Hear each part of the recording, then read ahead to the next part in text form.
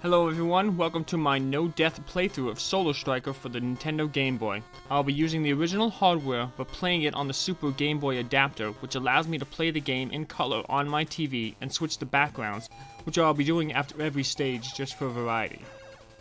The game was developed in 1989 by Nintendo Research and Development No. 1 Department, which created such games as Metroid and its sequel, Metroid 2: The Return of Samus, Kid Icarus and its sequel, Kid Icarus of Myths and Monsters, and the Game Boy Mario Land series. Though developed in 1989, the game did not see release until January 1990 in Japan, February 1990 in North America, and September 1990 in Europe. The story for this game, taken directly from the manual which I will link in the video description, is as follows. It is now the year 2159. Earth has been attacked by forces from the planet Reticulon. Several hundred years ago, Reticulon sent messages conveying their intent to attack. The Earth Federation government was formed, unifying the whole world. The Earth would be protected by the Federation army. Unfortunately, the power of the aggressive Reticulon forces proved too much for the Federation army. Earth was subjected to a crushing defeat. There is one last chance. The Federation army has a secret megabase on the moon. Here, the Earth's finest scientists and technicians have developed an ultra-performance fighter ship. The name of this fighter is Solar Striker. The only way to foil the menacing Reticulon's mission is to fly to their home planet and destroy its core. This is where their main computer is housed. Without it, they will be helpless. Good luck.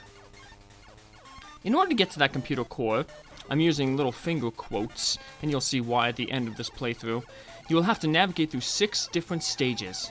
The first stage is the Stellar area, a basic stage designed to get you used to the game's mechanics. There aren't a lot of enemies, and the ones that show up aren't very aggressive. You'll see many of these enemies appear again later in future stages, but they'll be more aggressive, taking more shots at you.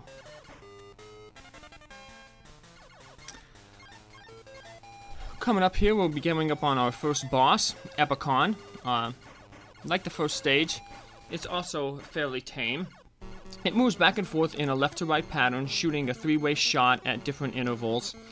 Staying down toward the bottom of the screen will give you plenty of time to react to its shots, and should be able to take it out with easy. Overall, an easy boss is expected from an intro stage. Here we are, moving on to Stage 2, the Ozone. This stage shares the same music with Stage 1, and these are the only 2 stages which share the same track. This track was also shared in the Trouble with Tetris episode of Captain N the Game Master, a cartoon that ran as part of NBC's Saturday morning cartoon lineup between 1989 and 1991. The cartoon followed the adventures of Kevin Keene, a teenager pulled through his TV set while playing Mike Tyson's Punch-Out into Videoland, a land where Nintendo characters lived. Kevin, who was prophesied to save Videoland from evil, teamed up with characters such as Mega Man from the Mega Man series, Kid Icarus from the Kid Icarus series, Simon Belmont from the Castlevania series, and others to combat the evil forces such as King Hippo from Punch-Out, Eggplant Wizard from Kid Icarus, Dr. Wily from Mega Man, all led by Mother Brain, the main antagonist in the Metroid series. Right now, my shot is currently at the max level, the Hyper Missiles. This is important for those wanting to speedrun this game, which I do, currently sitting at 3rd on the leaderboard at speedrun.com. Because this is a vertical auto-scroller, the only way you can save time is at the bosses, so it's important to have the Hyper Missiles to do the most damage per second, or DPS as some people refer to it in newer games. The penalty for dying in this game is the loss of 1 level of shot. You appear on the same screen from the bottom with your level degraded by 1. So if I died right now, I'd come back onto this screen with the triple shot. And here comes our second boss. The Destructor moves in a figure 8 pattern. It comes down in an S pattern, shooting bubbles at the player, and then moves back up. Bubbles can be destroyed in 1 hit with the Hyper Missiles, which is another reason why you want to be fully powered up for this boss. This moves us on to Stage 3, the City. One thing you'll notice here in the city that you might not have seen in the previous stages because I didn't point it out and it is a little hard to see in those stages, is that the screen extends beyond what is shown on the screen. It is actually wider than what you see, which you can easily see by the buildings on the left and right of the roads. This could be problematic if you are all the way to the right or left as an enemy may spawn outside your view, shoot at you, and you won't be able to see it and react in time to avoid getting hit and losing a life. Unlike many shooters, Stinger, Gradius, 1943, this game does not have shield or life bar to save you. One hit, whether from an enemy, projectile, or contact, will cause you to lose a life. Speaking of lives, you start off with 3 initially, your ship and 2 reserves, and you receive an extra life for every 50,000 points. Currently, I have 4 lives because I have over 50,000 points. And coming up shortly, there'll be some cannons here that give 1,000 points each, and I'll be getting my 5th life on them. Lives are a premium when you're first learning to play this game and learning the enemy patterns. Luckily, when first learning the game tends to be generous with its power-ups, so you should be able to reach bosses with some weapon upgrade. Speaking of weapon upgrades, you get your first power-up by collecting 1 power-up icon, then each level up after that requires collecting 2 more power icons, so it takes a total of 5 power-up icons to fully reach the hyper missiles. 1 for the double shot, 2 more or 3 total for the triple shot, and 2 more or 5 in total for the hyper missiles. These are one of my favorite looking enemies there, zigzag ships. Kind of remind me of ships from Voltron, an old cartoon back in the 80s. I'm probably dating myself with the cartoon references like Captain N and Voltron, which has just been recently remade for Netflix. But no Captain N in sight. Here's our 3rd boss, the Ultra Crusher. Has a very similar pattern to the first stage boss, but it shoots in a 5-way pattern and also goes down the center of the screen, forming a capital T pattern. I mentioned I speedrun this game, and this is one boss that I could have saved time on, but I was more interested in this run and getting a no-death or no-miss run, some people like to call them. So here we are, coming up on the stage 4, Death Valley, which is often the first roadblock when playing the game. As you can see, enemies are a little bit more aggressive, coming out and shooting right away. These guys are shooting triple shots rather than just solo shots. Another way these final 3 stages, stages 4 through 6, increase in difficulty is the inclusion of mini-bosses. Up until this point, stages were just flying through several waves of popcorn enemies or simple, often one-shot enemies just designed to clutter the screen. But these final 3 stages will add a mini-boss to the mix, so it's almost like you are fighting 2 bosses per stage. The bosses themselves also get a little bit more tricky, especially when going through the first time. I remember the first few times I played through this game, this boss, stage 4 boss, was a big roadblock for me. I'd often game over, even if I got to the boss fully powered up with several lives in reserves. Big jump in difficulty compared to the relative tameness of the first 3 bosses, and I'll talk more about him when we reach him, and you'll see why he's a little bit more difficult. Of course, bosses getting more difficult should be expected as you advance in the game. However, after playing this game for a while, the final 3 bosses can actually be the easiest once you know their patterns, as each of them has a safe zone where they can't hit you. However, until you find these zones, it can be a little bit challenging. So here we come up on our first mini-boss, the Omniquad. It's a core surrounded by 4 shields with rotate around it. You can destroy it just by shooting the exposed core, or you can try to milk some points by destroying the shields like I did here. There weren't many enemies in the way at the time, so I was just trying to milk some points even though I wouldn't need the extra lives, because, as I said, I was going for a no-death run here. So, coming up here is that tricky boss that I mentioned, the Satellite. Each of these little nodes around the satellite will shoot a bullet at you, so the screen can get fairly crowded. However, if you stay right in the middle here, where I'm at, and just dodge up and down, it can be fairly manageable. The safe spot is in the center there, with the nose slightly just past the bottom of the center 2 nodes. It's pixel perfect, but it does exist. Here we are on stage 5, the outer base, where we'll see a new enemy, which is really good for score, the Blazer. Most enemies run between 200 and 300 points, so you have to kill a lot to get an extra life, but these guys are worth 5,000 points. but they're very difficult to destroy. Right here we can see the blazers coming down. I kind of liken them to the metal slime enemies in Dragon Warrior, another game I'll be featuring in this channel, in that they're hard to kill but have a huge reward. Right now we're at the mini-boss, the Xenocrypt, a 4-part enemy that alternates between being united and separated. The pieces come down in a circular pattern, shooting lasers. Not too difficult, but the blazes do get in the way and can block your shot, adding the difficulty to the boss. Enemies that block shots here are arthropods. They shoot a little missile that can block your shot. So to kill them, you have to be shooting pretty rapidly to get your shot past theirs and hit them with one of your own. Otherwise, they clog the screen up and with themselves and their projectiles. So getting back to the blazes that we talked about, in order to kill them, you pretty much have to have the hyper missiles. They can be destroyed with the triple shot, but it's going to require you being at the very bottom of the screen, lined up perfectly and hitting them with all of your shots, not flinching, and you'll barely manage to squeak out a kill before they touch you at the bottom of the screen. So we got more of those blazes coming up. I don't kill too many here because I'm just, like I said, being cautious here. Here's some Rotomech enemies, first enemy we saw in the game. There'll be a little bit more, as you can see they're shooting, so they're increasing their difficulty a little bit.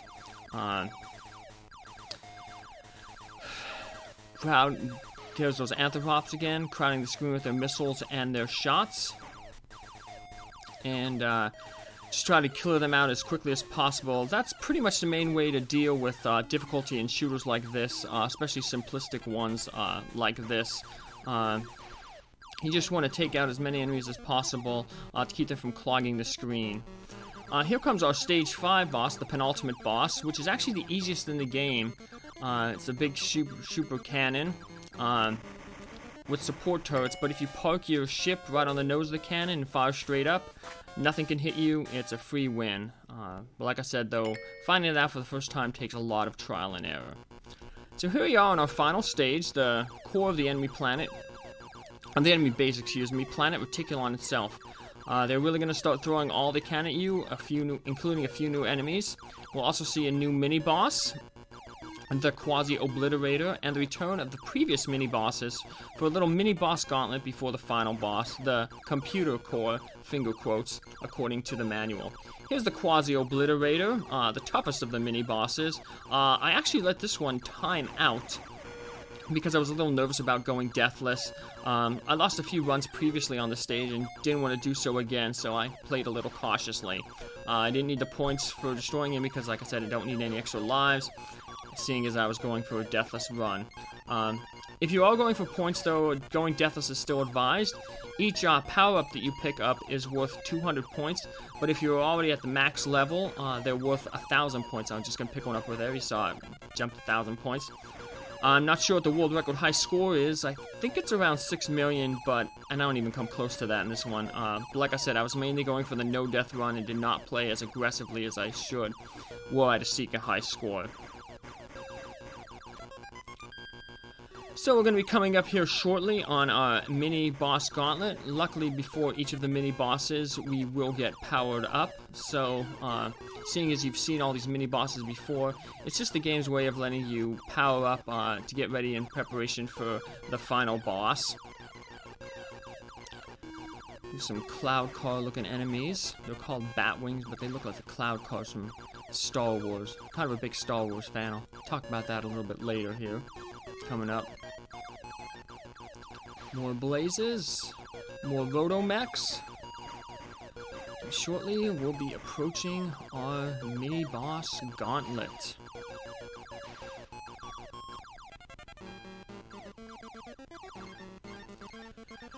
I'm a little nervous here at this point, but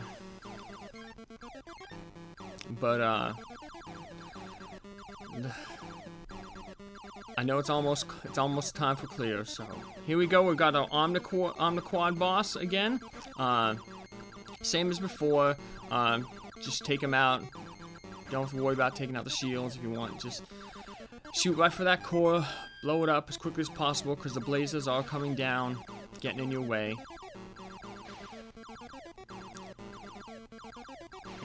here we coming up to, after this power-up, we'll be getting our level 5 mini-boss again, the Xenocrypt, coming back for revenge, seeing if he can do any better.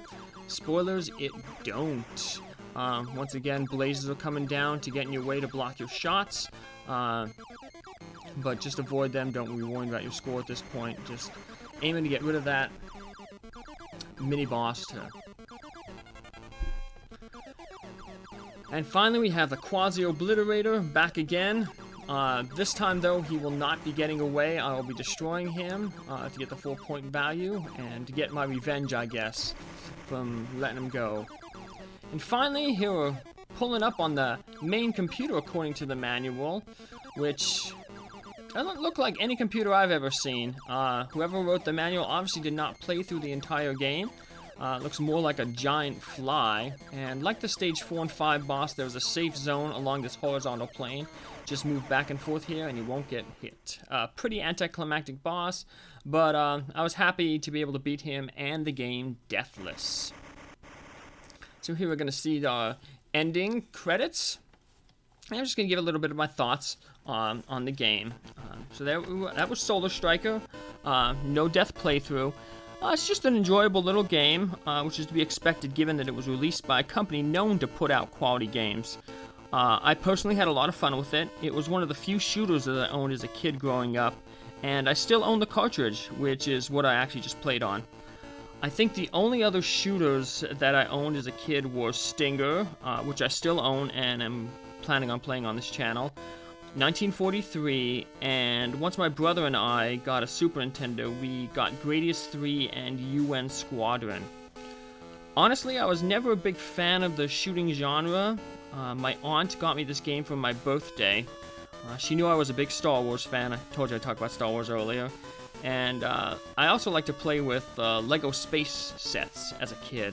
And I think she saw this game, figured, oh, my nephew likes to watch Star Wars and play with Lego space jets.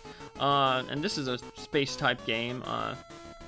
Figured it would be a good fit. And it was, so thanks, Aunt Diana, many years later. If you're interested in this game after watching me play it, it is available on Amazon for about $5. Unfortunately, it's not available on the Wii eStore because they don't have Game Boy games on there. Plus, that site has recently closed down, and it's not available on the Nintendo 3DS shop, which I kind of find weird considering it is a Nintendo game, and many of the other games developed by Nintendo Research and Development No. 1 Department are available for download on the 3DS shop. For $5, it's definitely worth it, I think. It's a short, enjoyable game built around the portable nature of the Game Boy.